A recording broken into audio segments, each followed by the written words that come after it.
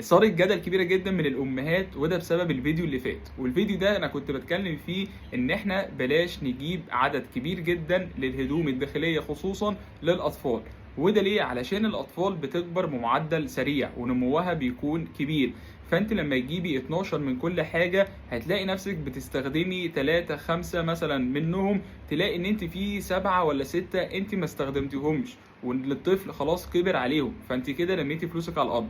واحنا في فترة هي صعبة على الكل، فلا يكلف الله نفسا إلا وسعها.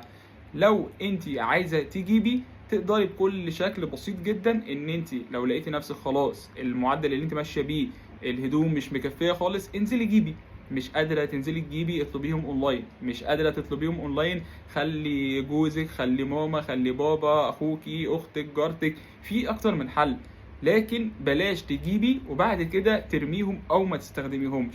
خليكي تجيبي واحدة واحدة على قد الفترة اللي انت محتاجة فيها. وبالنسبة لموضوع القشط وموضوع التسريب، القشط ده ما تجيبي بكام بافيت عندك وخلاص، يعني مش هتبقى قضية.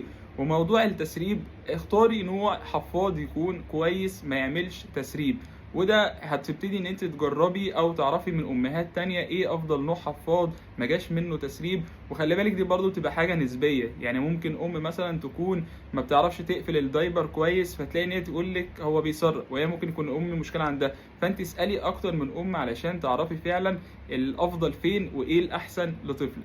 والنهاية انا عادي جيبي اللي انت عايزاه بس بالعقل، علشان في حاجات اهم اكتر. انت في فتره تجهيز الطفل ولا تجهيز البيبي دلوقتي بيحتاج فلوس كتير، انت بتشتري مشتريات كبيره جدا في وقت قصير، فعلشان ما تجيبيش حاجه ما تستخدميهاش او ترميها، فانت هاتي على قد احتياجك وبعد كده زودي لو احتجتي. وشكرا.